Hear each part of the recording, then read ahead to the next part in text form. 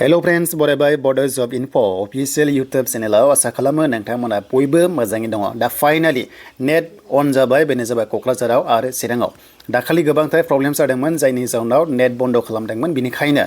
आपडेटखौ मोनाखैमोन नोंथांमोना बेखायनो जायफ्रा आसाम पुलिस फरेस्ट डिपार्टमेन्टआव साख्रि नेगासिनो दङ दा नोंथांमोननि अनलाइन डेटखौ ओरैबायदि खमायना होबाय जेराव जोङो सिगां मोनदोंमोन 22 फेब्रुवारि नाथाय दायो 8 फेब्रुवारि खालामबाय बेखायनो थाबैनो खालामना लादो online apply process video release खालामखाबाय आङो नोंथांमोना नायबाय था चेक खालामनानै बेनिफ्राय फिजिकेल टेस्टखौ थाबैनो बिथांमोना लानो हागौ नङाब्ला बिदि खमायनाय नङामोन अके स' बेखायनो नोंथांमोना रेडि जाबाय था फिजिकेल टेस्टखौ थाबैनो बिथांमोना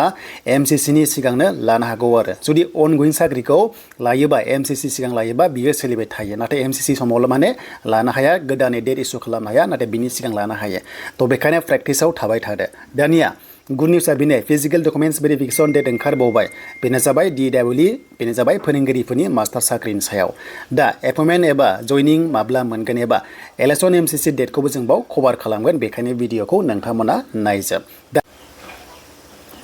दा जोङो DEE आसामाव फैबाय दा आसामनिफ्राय गोदान लेटेस्ट आपडेट बेनो जाबाय DEE एबा LPUP फोरोंगिरिनि डकुमेन्ट्स भेरिफिकेसन डेट ओंखारबावबाय आरो पस्टआ 4500 बेना गासिबो रोखा दंखायो नाथाय BTC ना 984 भेकेन्सि बे जाबाय आसाम स्टेटनि दानिया जों बाव क्लिक खालामनांगोन देन क्लिक खालामनाय लोगो लोगो नोंथांमोननि डेटखौहाय दा अफिसियेल नटिसखौ बेयावनो पाब्लिश खालामगोन दायो आं भिडिअ खालामनाय टाइमाव होथ'वाखै लासैनो होथारसिगोन दा बावैनो आरो माब्ला होगोन आं बेखौबो नोंथांमोननो फोरमायगासिनो दङ बेखायनो भिडिअखौ नोंथांमोना नायबानो जाबाय दा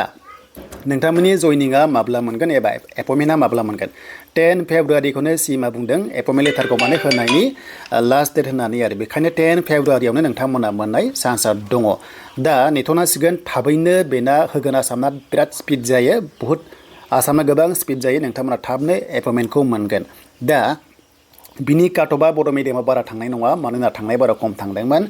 दा बेखौ नायोब्ला नोंथांमोननि जयनिंआ हमना ला 15 निफ्राय 20 फेब्रुवारियावनो बेखिनियाव मोनहैनो हागौ आरो एपइन्टमेन्ट लेटारखौ लानानै दा बेखौ जों मिथिबाय दानिया माब्लानिफ्राय फिजिकेल डकुमेन्ट्स भेरिफिकेसन खालामगोन आरो BTC ना मा जागोन जों बेखौबो दायो नायनो दा बेनो जाबाय नै मोनसे नटिस फोसावबाय बिथां रनेश पेगु बिथाङा फोसावदों बेनो जाबाय attention experience of 4500 LP in UP होनना बुंदों बेनो जाबाय LP आरो UP DEE नि आन्दाराव बेनि अफिसियेल भेरिफिकेसन लिस्टखौहाय केन्डिडेटनि लिस्टखौ फोसावसिगोन बेनो जाबाय 26 जानुवारियाव दे थ' बेखायनो जायफोर दङ रेडि जाखादो आरो फिजिकेल डकुमेन्ट्स भेरिफिकेसन डेटआ जागायसिगोन 28 जानुवारिनिफ्राय 28 जानुवारि जानाय लोगो लोगो जागायसिगोन नाथाय बिनि सिगां BTC नि LPआ जोबग्रोगोन बेखायनो नोंथांमोना थांनो हागोन नाथाय BTC नि बर्ड पेपार आरो UP लेभेला माब्ला जागोन बेसो दा बेखायनो आसामा फोसावबाय जेब्ला अब्ला BTCआ 28 जानुवारिनि सिगां किजानि बेनो जाबाय जोंहा जेनोखि BTC नि दं बेखौ लानोबो हागौ एबा लायाबा जुदि फेब्रुवारिबो थांनो हागौ आरो दा मोनसे टाइमावनो जुदि BTC नाबा आसामाव क्वालिफाइड जादोंबा थांनांगोन ना बिदि डाबल थांनो हाया मोनसे टाइमावनो बेखायनो एसे हेरफेर जागोन डेटआ आरो अके थ' बेखायनो रेडि जाबाय था दा BTC नि LP दाथ' सोलिगासिनो दङ UP लेभेला मोनदों ना मोनाखै जों बेखौबो BTC नि अफिसियेल वेबसाइटआव दायो जों थांनो